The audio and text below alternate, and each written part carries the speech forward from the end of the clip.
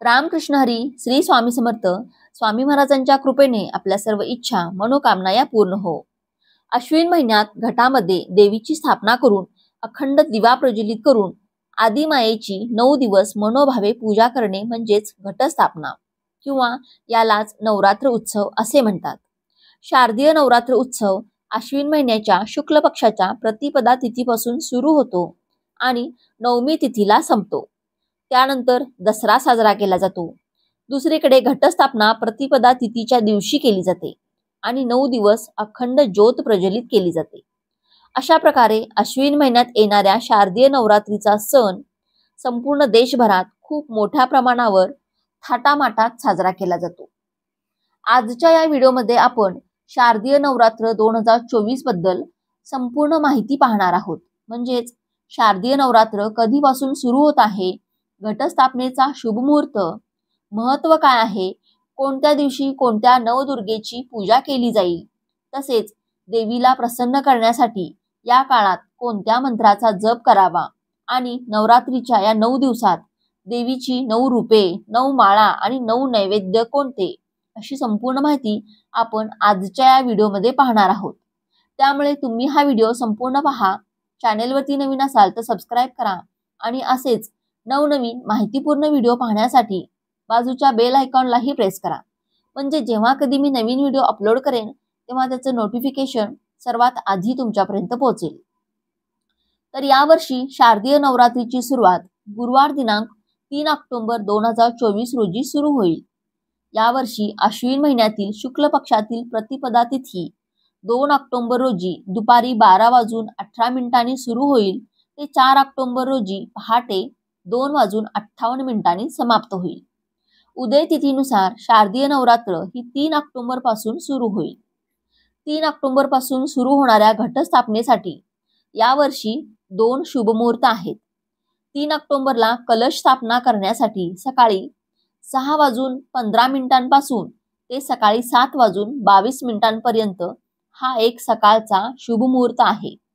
हा मुहूर्त 1 तास 6 मिनिटांपर्यंत असेल आणि ज्यांना एवढ्या सकाळी घटस्थापना करणे जमणार नाही त्यांच्यासाठी अजून एक अभिजित मुहूर्त आहे. हा अभिजित मुहूर्त सकाळी 11:46 पासून ते दुपारी 12:33 पर्यंत असेल. म्हणजे दुपारी तुम्हाला 47 मिनिटांचा शुभ मुहूर्त मिळेल. तर या वेळेमध्ये सर्व भाविक भक्त आपल्या घरामध्ये, मंडळात, मंदिरात घटस्थापना करू शकतात. अनेक ठिकाणी अश्विन शुद्ध प्रतिपदेपासून नवमीपर्यंत नवरात्र उत्सव साजरा केला जातो. कुलदेवीची स्थापना यावेळी केली जाते. काही जणांकडे देवीच्या मूर्तीची प्रतिष्ठापना करतात तर काही जणांकडे कलश मांडतात. यालाच घटस्थापना असे म्हणतात. तर नवरात्रीच्या पहिल्या दिवशी आपण एकदा का घटस्थापना केली, एकदा का आपण पूजा मांडली की ती 9 दिवस हलवत नाहीत. या नवरात्रीत देवीपुढे तेल किंवा तुपाचा अखंड दिवा प्रज्वलित केला जातो. देवीची त्रिकाल पूजा केली जाते. म्हणजे दिवसातून 3 वेळा पूजा केली जाते. 9 दिवस फुलांची माळ बांधली जाते. तसेच नवरात्रीच्या 9 दिवसात देवीच्या 9 रूपांची पूजा केली जाते. अशा प्रकारे 9 दिवस देवीची विशेष मनोभावे पूजा केली जाते. असे केल्याने देवीची सदैव आपल्यावरती, आपल्या कुटुंबावरती कृपा राहते. शारदीय नवरात्रीत माता दुर्गेच्या 9 रूपांची पूजा केल्याने साधकाला सुख समृद्धी, धनधान्य प्राप्त होते. तसेच जीवनातील सर्व संकटे दूर होतात.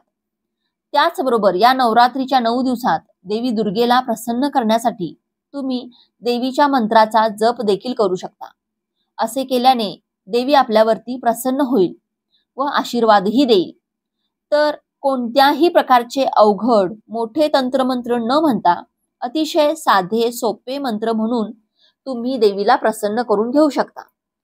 तर त्यातील पहिला मंत्र असा आहे: सर्व मंगल मांगल्ये शिवे सर्वार्थ साधिके शरण्ये त्र्यंबके गौरी नारायणी नमोस्तुते.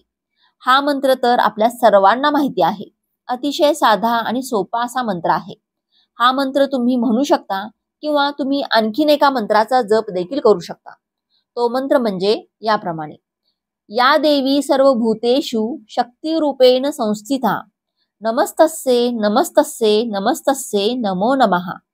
हा देखील मंत्र तुम्ही म्हणू शकता, किंवा हा मंत्राचा तुम्ही स्क्रीनशॉट काढून देखील घेऊ शकता, किंवा तुम्ही लिहून घेऊ शकता.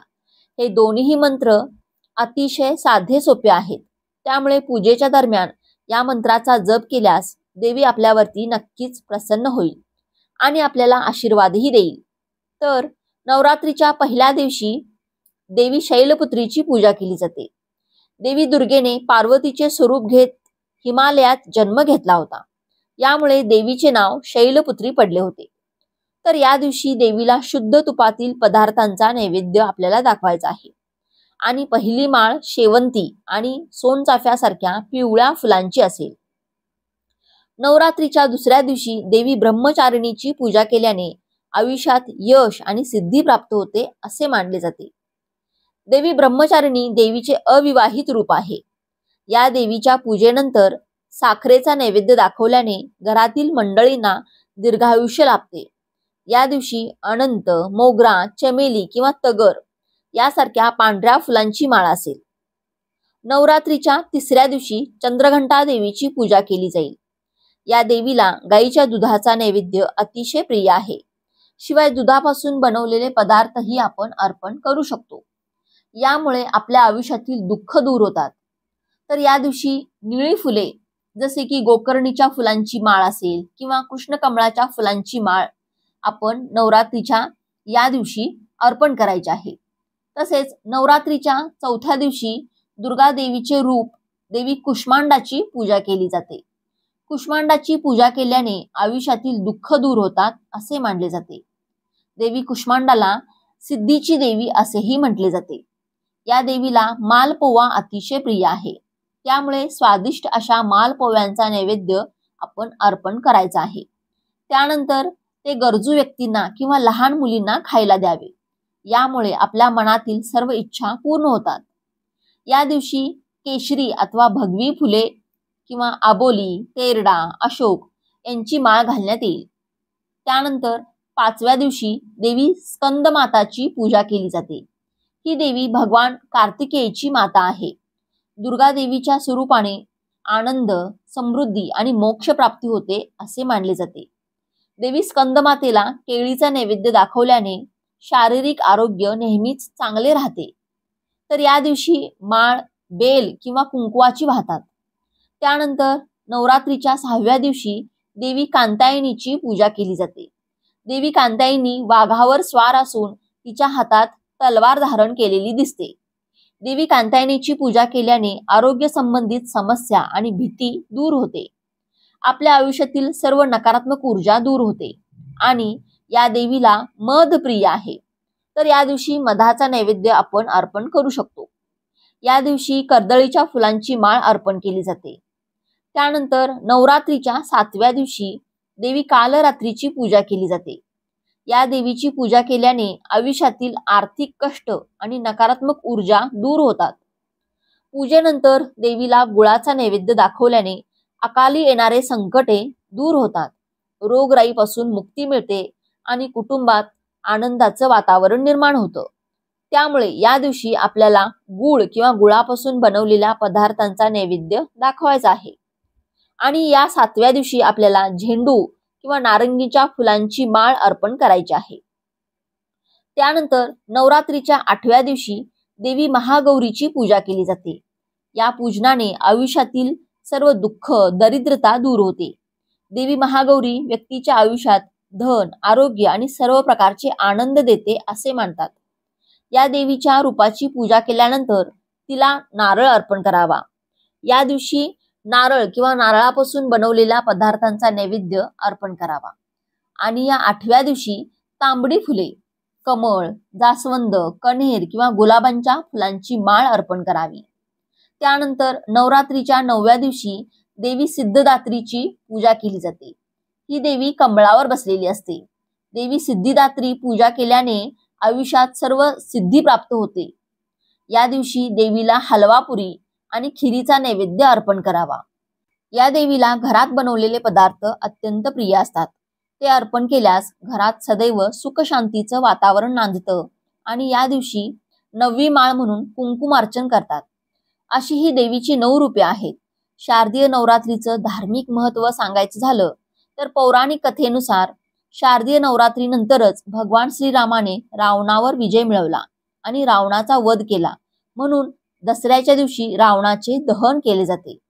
तसेच अश्विन महिन्यात देवी दुर्गेने महिषासूर नावाच्या राक्षसावर हल्ला करून त्याच्याशी 9 दिवस युद्ध केले होते. त्यानंतर 10व्या दिवशी राक्षसाचा वध झाला, म्हणून 9 दिवस देवी दुर्गा शक्तीच्या रूपात पूजली जाते. आणि 10व्या दिवशी हा सण विजयादशमी किंवा दसरा हा सण साजरा केला जातो. नवरात्रीत 9 दिवस अनेक जणांचा उपवासही असतो. अनेक ठिकाणी नवरात्रीचा सण खूप मोठ्या प्रमाणावर साजरा केला जातो. काही ठिकाणी देवीच्या मूर्तीची स्थापना करतात. गरबा, रामलीलाचे आयोजन केले जाते. 9 दिवस चालणाऱ्या या उत्सवाच्या पहिल्या दिवशी घटस्थापना केली जाते आणि काही जण 9व्या दिवशी घट उठवतात तर काही जण दसऱ्याला घट उठवतात. तर असा हा नवरात्रीचा 9 दिवस सण अगदी आनंदाने, उत्साहाने आणि थाटामाटात साजरा केला जातो. जर तुम्हाला आजचा हा व्हिडिओ आवडला असेल, व्हिडिओची माहिती उपयुक्त वाटली असेल तर व्हिडिओला एक लाईक नक्की करा. चॅनेलवरती नवीन असाल तर सबस्क्राईब करा. श्री स्वामी समर्थ.